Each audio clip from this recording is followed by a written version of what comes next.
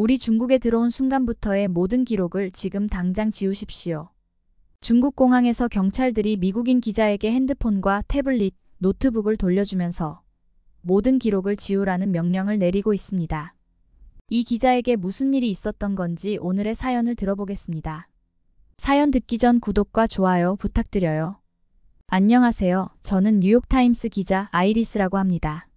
저는 미국의 명문대를 졸업하고 어린 시절부터 품어왔던 꿈을 이루기 위해 기자의 길을 걷게 되었어요.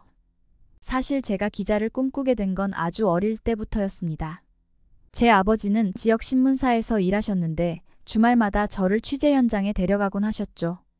그때마다 아버지가 사람들의 이야기를 경청하고 그들의 목소리를 세상에 전하는 모습을 보며 큰 감동을 받았어요. 특히 기억에 남는 건 제가 어릴 적 우리 마을에 큰 홍수가 났을 때 아버지는 밤낮 없이 현장을 누비며 주민들의 안타까운 사연과 구조 노력을 생생하게 보도하셨죠. 그 기사들 덕분에 전국에서 구호물품이 쏟아졌고 정부의 신속한 대응도 이끌어냈어요. 그때 저는 깨달았죠. 언론의 힘이 얼마나 강력한지, 그리고 그 힘이 어떻게 세상을 조금씩 바꿀 수 있는지를요. 그 순간부터 저는 아버지처럼 사회의 목소리를 대변하는 기자가 되고 싶었습니다. 불의를 고발하고 약자의 편에 서서 그들의 이야기를 전하는 그런 기자가 되겠다고 마음먹었죠. 대학에 진학한 후에는 저널리즘을 전공하며 본격적으로 기자의 길을 준비했어요. 인턴십을 통해 다양한 매체를 경험하고 선배 기자들의 조언을 들으며 실력을 쌓았죠. 그리고 마침내 꿈에 그리던 뉴욕타임스에 입사하게 되었습니다. 뉴욕타임스에서 일하면서 저는 제 어린 시절의 꿈을 하나씩 이뤄나갔어요. 그리고 2년 전 중국 특파원이라는 새로운 도전을 맞이하게 되었죠. 경제대국으로 부상한 중국의 모습을 생생하게 전달하고 싶었어요. 하지만 그곳에서 저는 예상치 못한 현실과 마주하게 되었고 지금부터 그 이야기를 해보려고 합니다. 2년 전 저희 회사에서 아시아 특파원을 모집한다는 공지가 올라왔어요. 그 중에는 한국과 중국이 있었죠. 그 공지를 보자마자 가슴이 두근거렸습니다. 이건 내가 기다려온 기회다. 라는 생각이 들었거든요. 솔직히 말씀드리면 처음에는 요즘에 정말 핫한 한국에 가고 싶었어요. K-팝과 K-드라마, 그리고 한국의 혁신적인 기술 발전에 관심이 많았거든요. 특히 한국의 소프트 파워가 전 세계에 미치는 영향력을 직접 취재하고 싶었죠. 상상만 해도 설레더라고요. 서울의 거리에서 트렌드를 따라가는 젊은이들을 취재하고 한류 스타들을 만나 인터뷰하는 모습이 그려졌죠. 그런데 제 절친한 동료 사라가 저를 보더니 뜻밖의 말을 꺼냈어요. 사라는 저에게 중국으로 같이 가는 게 어떠냐고 제안했죠. 그 말을 듣고 저는 정말 깜짝 놀랐습니다. 중국이라니 솔직히 말하면 좀 무서웠거든요. 언어도 낯설고 무엇보다도 언론의 자유가 제한된다는 이야기를 많이 들었기 때문에 망설여졌어요. 사라는 설득하기 시작했죠. 지금은 중국이 세계의 중심으로 부상하고 있어. 우리가 직접 그 변화를 지켜보고 그 속에서 살아남으면서 진짜 이야기를 전할 수 있을 거야. 이건 놓치면 안 되는 기회라고. 사라의 말에 저는 고민에 빠졌습니다. 한국과 중국, 두 나라 중 어디를 선택해야 할지 하루 종일 머릿속을 떠나지 않았죠. 한국의 매력적인 문화와 중국의 급격한 변화 사이에서 마음이 흔들렸어요. 결국 밤새 고민한 끝에 결정을 내렸어요. 언젠가 한국은 개인적으로 여행할 수 있겠지만 중국 특파원으로서 경험할 수 있는 기회는 흔치 않아. 그렇게 저는 중국을 선택하게 되었어요. 마음 한편엔 여전히 한국에 대한 미련이 남아 있었지만 이것이 저를 한 단계 더 성장시킬 거라는 확신이 들었죠. 사라와 함께 출발 준비를 하면서 중국에 대해 더 많이 공부하기 시작했어요. 그리고 점점 더 이 도전이 나를 어디로 데려다 줄지 궁금해졌습니다. 그런데 그때는 몰랐죠. 이 결정이 제 인생을 어떻게 뒤흔들어 놓을지, 그리고 중국에서 어떤 일들이 우리를 기다리고 있을지를요. 중국 특파원 발령 후 출국 날짜가 예상보다 빨리 잡혔어요. 정신없이 짐을 싸느라 가족들과 제대로 된 작별 인사도 나누지 못했죠. 출국 전날 밤 아버지와 마지막으로 이야기를 나눴습니다. 아버지는 제가 어릴 때부터 기자의 꿈을 키워온 걸 누구보다 잘 아셨기에 이번 특파원 발령 소식에 정말 기뻐하셨어요. 하지만 동시에 중국에 대한 걱정도 숨기지 않으셨죠. 아버지는 제가 이룬 성과에 정말 자랑스러워 하셨어요. 하지만 중국은 쉬운 곳이 아니라며 진실을 추구하는 것도 중요하지만 안전이 더 중요하니 위험한 상황이 생기면 주저없이 물러나야 한다고 말씀하셨습니다. 상하이 공항에 도착했을 때 착륙하는데 예상보다 시간이 오래 걸렸어요. 창문 밖을 내다보니 회색빛 안개처럼 짙은 미세먼지가 가득했고 구름인지 먼지인지 분간조차 되지 않는 뿌연 하늘 때문에 착륙이 지연되는 것 같았어요. 그때 안내 방송이 나왔죠. 활주로 상황이 좋지 않아서 조금 더 기다려야 한다며 자리에 앉아 있으라는 지시가 이어졌어요. 그런데 기내에서 갑자기 4살 정도 되는 중국 아이가 답답한지 큰 소리로 울기 시작했습니다. 처음엔 옆자리에 중국인 할머니와 엄마가 달래려는 듯 했지만 아이는 도저히 진정하지 못하고 계속 칭얼대며 울었어요. 그 모습을 보던 엄마는 결국 아이를 번쩍 안아들고 화장실 쪽으로 걸어갔습니다. 아이를 달래기 위해 이동하는 것 같았죠. 하지만 승무원들이 급하게 다가와 일어나시면 안 된다고 말리는 듯 보였어요. 그러나 아이가 너무 울어대니 엄마도 어쩔 도리가 없어 보였죠. 잠시 후 착륙 준비가 완료되었다는 안내 방송이 흘러나왔고 모두 자리에 앉았어요. 그런데 화장실 쪽에서 웅성거리는 소리가 들리기 시작했어요. 무슨 일인가 싶어 모두가 그쪽을 쳐다봤죠. 그리고 이내 놀라운 광경이 벌어졌습니다. 아까 화장실로 데려간 아이가 계속 울자 엄마와 할머니가 결국 아이를 화장실에 가둬버린 것이었어요. 승무원들이 문을 열라고 소리치며 난리가 났죠. 그 아이는 무려 30분 동안 화장실 안에 홀로 갇혀 있었던 거예요. 승객들도 미친 거 아니냐며 소란스러워졌지만 정작 아이의 가족들은 아무렇지도 않은 듯 행동했어요. 더 놀라운 것은 중국인 승객들은 모두 하나같이 아이가 시끄러운데 그냥 놔두냐며 잘한 거라고 했습니다. 정말 기가 막히는 상황이었죠. 아이는 결국 울다가 지쳐 탈진한 듯 보였어요. 이게 내가 앞으로 마주할 중국의 현실인가라는 생각이 스치더군요. 저희는 특파원이라 입국 심사가 빨리 끝날 거라고 생각했는데 오히려 문제가 생겼습니다. 공항 직원들이 우리를 따로 부르더니 핸드폰, 태블릿, 그리고 노트북을 제출하라고 했어요. 너무 당황스러웠고 당연히 기분도 좋지 않았죠. 게다가 뭐가 문제인지 물어봐도 영어로는 제대로 답해주지 않고 그저 어디론가 보고하는 듯한 분위기였어요. 비자를 보여줘도 소용이 없었죠. 그때 옆에서 사라가 당황한 표정으로 어쩔 줄 몰라 하는 모습이 보였어요. 그 순간 중국 경찰이 나타나 우리에게 손짓하며 사무실로 따라오라고 했습니다. 핸드폰도 뺏긴 상태라 회사에 연락할 수도 없었고 영어로 소통이 안 돼서 정말 불안했죠. 시간이 한참 지나도 아무런 설명 없이 기다리게 하길래 1시간쯤 지났을 때 더 이상 참을 수 없어서 사무실에 전화를 걸 수 있게 해달라고 요청했어요. 하지만 그들은 그냥 계속 앉으라고만 했습니다. 그때 저는 미국 대사관에 연락을 해달라고 목소리를 높였죠. 그 순간 몇 명의 경찰이 다시 나타났고 우리의 핸드폰과 태블릿, 노트북을 돌려주면서 중국에 들어온 순간부터의 모든 기록을 지우라는 명령을 내렸어요. 기록? 저는 무슨 기록을 말하는 건지 도무지 이해할 수 없었죠. 아직 일을 시작한 것도 아니었기 때문에 특별히 기록할 게 없었거든요.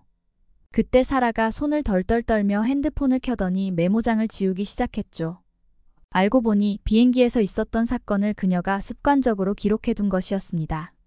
하지만 그걸 어떻게 알고 지우라고 하는 건지 정말 소름이 끼쳤어요. 이유도 설명도 없이 그저 명령만 내리고는 모든 기록을 삭제한 후에야 우리를 돌려보내 주었죠. 그날 이후 중국에서의 생활이 결코 평범하지 않을 거라는 생각이 더욱 확실해졌습니다. 겨우 공항에서 빠져나와 택시를 탔는데 또 다른 문제가 생겼어요. 기사님과 소통이 전혀 안 되는 거예요. 영어가 통하지 않아서 애를 먹었고 지도 앱도 작동하지 않았어요. 그제서야 선배 기자들이 중국에서는 많은 앱이 제한된다고 했던 말이 떠올랐죠. 중국은 자기들이 개발한 앱만 쓸 수 있다고 하더니 정말 그랬어요. 베이징에 도착한 지 한 달쯤 지났을 때였습니다. 그동안 제가 맡은 기사는 주로 중국의 경제 성장이나 대외적으로 보여주는 축제 같은 내용이었죠. 그러던 중 우연히 SNS에서 베이징 외곽의 한 마을에서 환경 문제로 시위가 일어났다는 소식을 접했어요. 큰 화학 공장에서 나오는 오염 물질 때문에 주민들의 건강이 위협받고 있다는 내용이었죠. 이거야, 아이리스. 사라가 흥분해서 말했어요. 이게 바로 우리가 찾던 거야. 다음 날 우리는 이른 아침부터 그 마을로 향했습니다. 택시를 타고 가는 동안 마음이 무거웠어요. 과연 우리가 제대로 취재할 수 있을까? 하는 불안감이 들었거든요. 하지만 동시에 이 문제를 세상에 알려야 한다는 사명감도 함께 느꼈어요. 마을에 도착하자마자 긴장감이 느껴졌습니다. 곳곳에 경찰들이 서 있었고 주민들은 우리를 불안하게 바라보더군요. 급하게 오느라 통역사를 동반하지 못한 것이 걱정되기 시작했죠. 중국어를 공부했지만 이 지역의 방언은 제가 배운 것과 달라 의사소통에 어려움을 겪었어요. 우리는 조심스럽게 주민들에게 다가갔어요. 처음엔 모두 경계했지만 우리가 외국 기자라는 걸 알고 나서는 조금씩 마음을 열기 시작했어요. 그때 중국인으로 보이는 한 남성이 다가와 도움이 필요해 보이는데 제가 통역을 도와드릴까요? 라는 제안에 안도의 한숨을 쉬었죠. 제발 우리 이야기를 전해주세요. 한 할머니가 떨리는 목소리로 말씀하셨어요. 우리 마을 사람들이 점점 병들고 있어요. 그런데 아무도 우리의 말을 들어주지 않아요. 저는 그 말을 듣고 깜짝 놀랐어요. 이곳에서 벌어지고 있는 상황이 상상 이상으로 심각하다는 것을 깨달았기 때문이죠. 내가 보고 배웠던 중국의 모습과는 너무도 달랐어요. 그리고 더 놀라운 건 이 마을 사람들은 그동안 아무런 도움도 받지 못한 채 방치되어 있었다는 점이었어요. 그저 무관심 속에 고통을 견뎌야 했다는 게 믿기지 않았죠. 우리는 주민들의 이야기를 듣고 현장을 촬영하기 시작했습니다. 그런데 얼마 지나지 않아 경찰이 우리에게 다가왔죠. 여기서 뭐 하는 거요? 허가받았습니까? 우리는 기자 신분증을 내밀며 설명했지만 그들은 전혀 듣지 않았어요. 결국 우리는 경찰서로 연행됐습니다. 몇 시간 동안 신문을 받았어요. 누구의 지시로 왔느냐, 왜 이런 민감한 문제를 취재하느냐라는 질문들이 이어졌죠. 정말 두려운 순간이었어요. 하지만 우리는 끝까지 기자로서의 권리를 주장했습니다. 다행히도 미국 대사관의 개입으로 풀려날 수 있었지만 그 과정에서 취재한 자료는 모두 압수됐어요. 그리고 앞으로 이런 문제를 취재하면 5만 위안 약 900만 원의 벌금을 부과하겠다는 경고까지 받았죠. 그때 우리를 도와준 그 남자는 계속 경찰과 이야기를 나누는 모습을 보았지만 그 자리에 더 이상 있을 수 없어 급하게 돌아왔습니다. 그날 밤 사라는 처음으로 저에게 미안하다고 사과했어요. 저는 처음엔 무슨 말도 안 되는 소리냐며 사라를 다독였죠. 하지만 사라는 우리가 처음 중국과 한국 중 어디로 갈지 고민했던 그때를 떠올리며 이야기하기 시작했어요. 내가 그때 중국으로 가자고 하지 않았다면 어땠을까? 사라는 울먹이기 시작했고 그 모습을 보니 저도 가슴이 먹먹해졌어요. 사실 저도 그 순간 한국에 대한 생각이 떠올랐습니다. 그토록 가고 싶었던 한국을 놔두고 중국을 선택한 제 자신이 원망스러웠죠. 내가 한국을 선택했더라면 이렇게 힘들지 않았을까? 라는 생각이 머릿속을 떠나지 않았어요. 하지만 저는 사라를 탓할 수 없었습니다.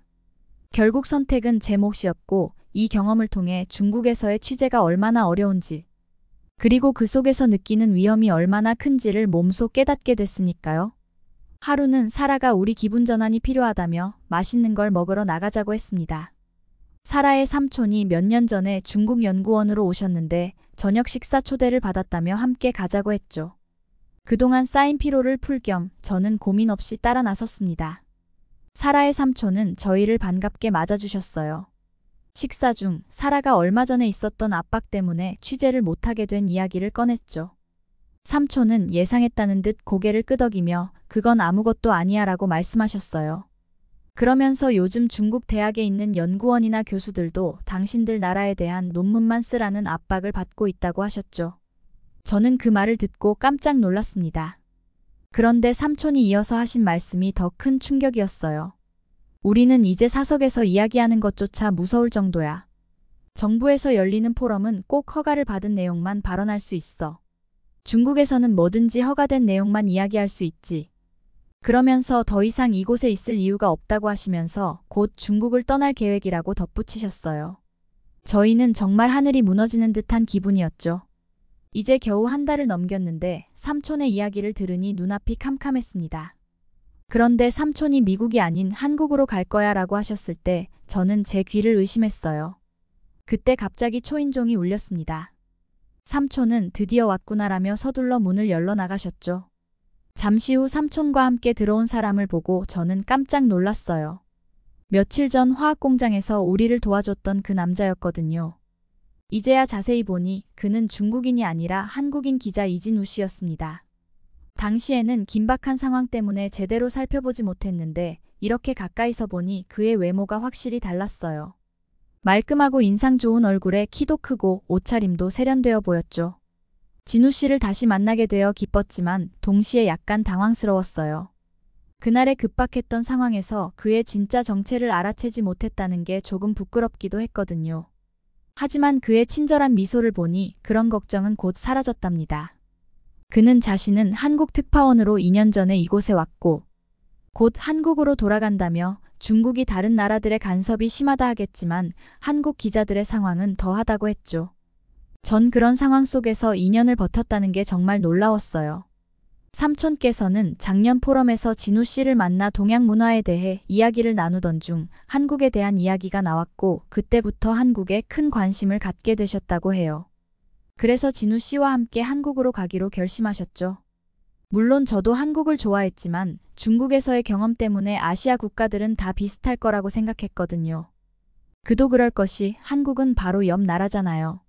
K-팝과 드라마가 아무리 좋아도 어쩌면 그것도 전부 다 가식일지도 모른다는 생각이 스치곤 했어요. 하지만 삼촌의 이야기는 전혀 달랐습니다. 한국은 중국과 완전히 달라 삼촌이 진지한 표정으로 말씀하셨어요. 나도 처음엔 아시아 국가들이 다 비슷할 거라고 생각했는데 한국에 대해 조사해보면 할수록 그 생각이 완전히 깨졌어. 그때 진우 씨가 이렇게 말했어요. 한국은 참 독특한 곳이에요. 5,000년의 역사를 가진 나라지만 동시에 세계에서 가장 빠르게 발전한 국가 중 하나죠. 서울만 봐도 고궁과 첨단 빌딩이 공존해요. IT 강국이라 디지털 환경도 최고 수준이고요. 특히 언론의 자유나 표현의 자유 측면에서는 아시아에서 꽤 앞서 있다고 봐요. 기자로서 일하기에 도전적이면서도 흥미로운 곳이죠. 그 말을 듣는 순간 저도 마음속에서 무언가가 흔들리는 기분이었어요. 사라와 저는 그동안 중국에서 겪은 압박과 제한 때문에 아시아 전체를 동일하게 생각했던 거죠. 하지만 삼촌의 이야기는 새로운 시각을 열어주었어요. 한국은 정말 많은 부분에서 다르다고 강조하시는 삼촌의 말을 들으면서 저 역시 다시 한국에 대한 생각이 커지기 시작했습니다. 사실 제가 처음 특파원 발령을 받았을 때 한국으로 가고 싶어 했던 이유도 한국의 문화적 힘과 자유로운 분위기 때문이었어요. 하지만 중국의 거대한 영향력과 압박 속에서 그 모든 것이 흐려졌던 게 사실이었죠. 삼촌의 이야기를 듣고 나니 다시 한번 한국의 진정한 모습에 대해 궁금해졌습니다.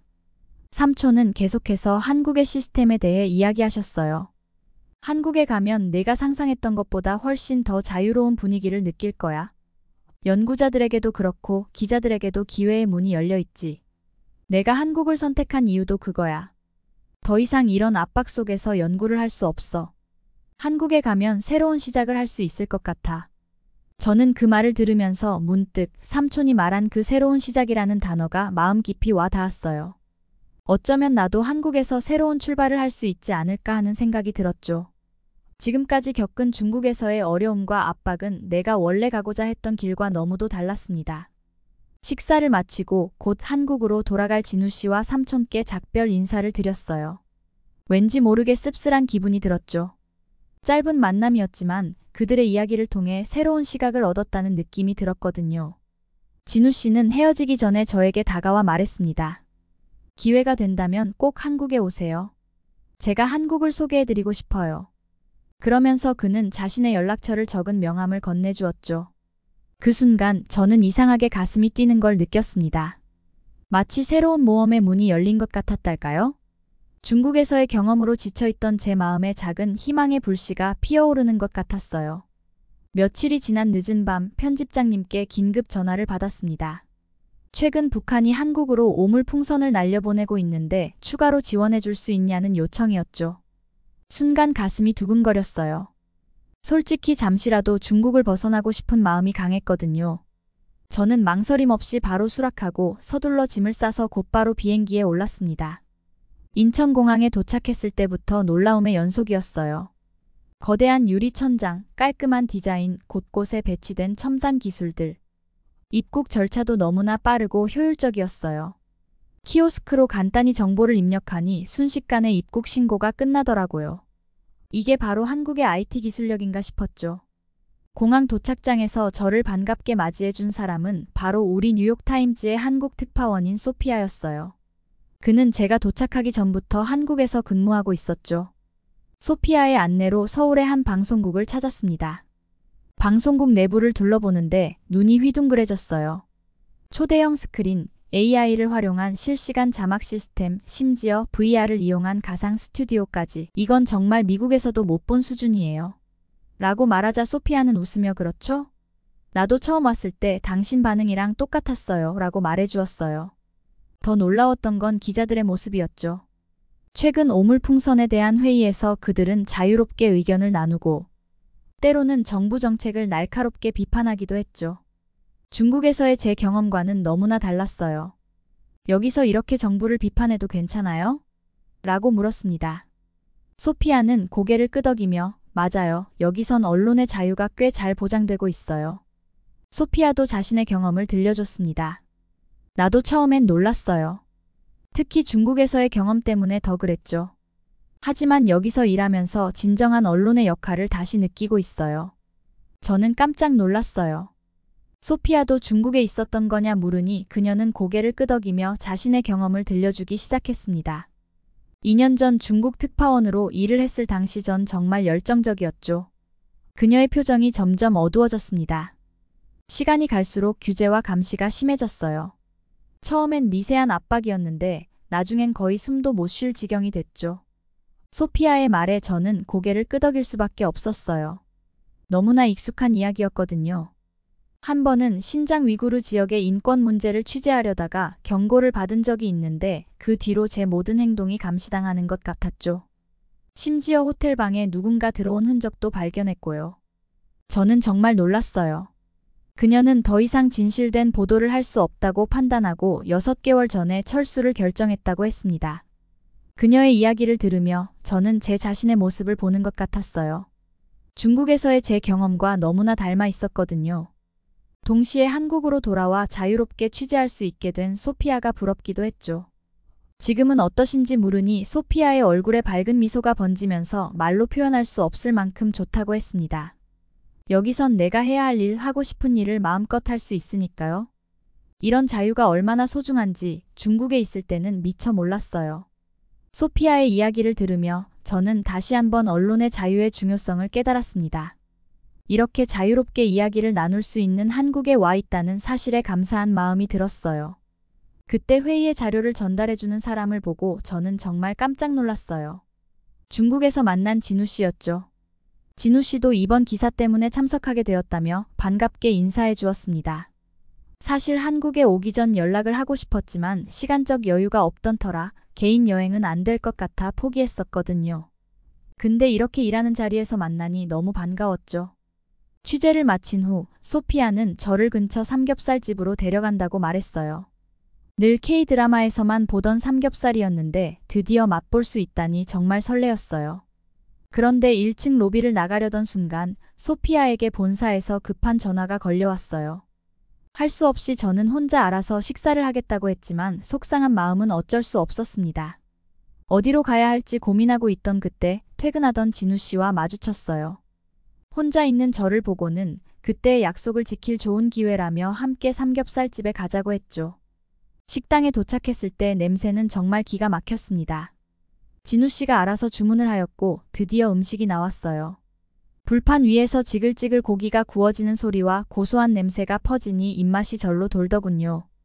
고기를 보니 한국 사람들이 어떻게 삼겹살을 먹는지 궁금해지기 시작했습니다. 그런데 조금 낯선 광경이 보였어요. 고기를 가위로 척척 자르지 뭐예요? 저는 보통 고기는 칼로 써는 줄만 알았는데 한국에서는 가위로 손쉽게 자르는 게 너무 신기했죠. 진우 씨는 신기해하는 저를 보더니 웃으며 이 방법은 진짜 편해요. 한번 해보라고 권했습니다. 그래서 저도 따라해봤는데 정말 칼보다 훨씬 간편하더라고요. 한국 사람들이 이런 방법을 어떻게 생각해냈을까 싶었습니다. 정말 똑똑하단 생각이 들었죠. 고기가 노릇노릇하게 구워지자 진우 씨는 상추에 싸서 고기를 건네줬어요. 고기와 쌈장, 마늘을 함께 싸먹는 건 처음이었지만 그 맛이 정말 환상적이었습니다. 고소한 고기 맛에 달콤한 마늘, 쌈장의 짭조름함이 어우러져 입안 가득 퍼졌죠. 진우 씨의 설명에 다양한 방법으로 삼겹살 먹는다는 걸 알게 되어 저도 여러 가지를 시도해 봤어요. 상추에 싸 먹기도 하고, 쌈무에 싸서 먹기도 하고, 참기름장에 찍어 먹기도 했죠. 김치와 함께 먹어보니 매콤하고 아삭한 김치가 삼겹살과 정말 잘 어울렸어요. 제 입맛에는 상추에 고기와 김치를 함께 싸 먹는 게 가장 맛있었습니다. 미국에서도 김치를 먹어봤지만 약간 물컹거리는 식감이었는데 한국에서 먹은 김치는 차원이 다른 맛이었죠. 역시 김치의 본고장에서 먹는 맛이 최고였죠. 짧은 시간이었지만 한국의 경험은 정말 저에게 생수와 같았습니다. 억압된 분위기 속에 있다 보니 저 스스로도 피폐해진 것 같았어요. 이제 다시 중국으로 돌아가야 한다고 하니 머리가 지끈거리기 시작했죠. 한국 출장에서 돌아온 후 중국에서의 상황이 더욱 악화되고 있다는 것을 느꼈습니다. 제 컴퓨터와 휴대폰이 이상하게 느려지기 시작했고 때때로 갑자기 꺼지기도 했죠. 처음엔 단순한 기술적 문제라고 생각했지만 곧 이것이 감시의 일환이라는 걸 알게 되었어요. 어느 날 사라가 급하게 저를 불렀어요. 아이리스, 내 이메일이 해킹된 것 같아. 그녀의 말을 듣고 나니 저도 비슷한 징후가 있었음을 깨달았죠.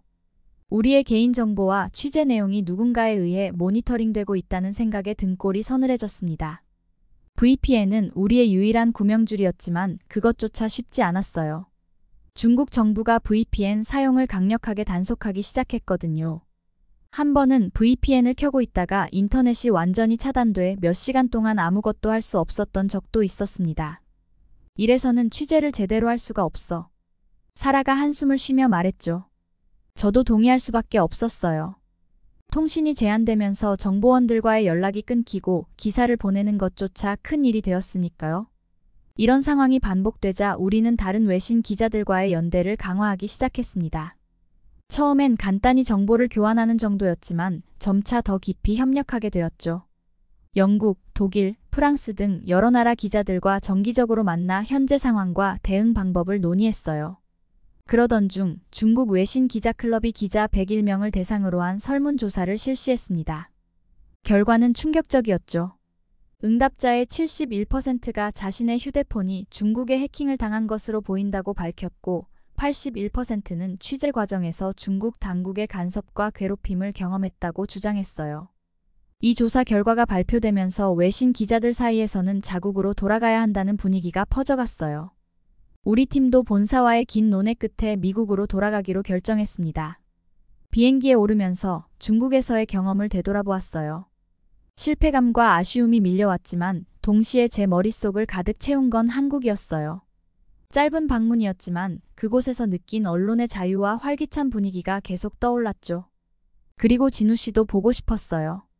그런데 귀국 후 편집장님과 면담을 하게 되었을 때 편집장님은 제가 한국 출장 중에 쓴 삼겹살 관련 한국 음식 칼럼에 대해 이야기하며 독자들로부터 매우 긍정적인 반응을 얻었다고 전해주셨습니다.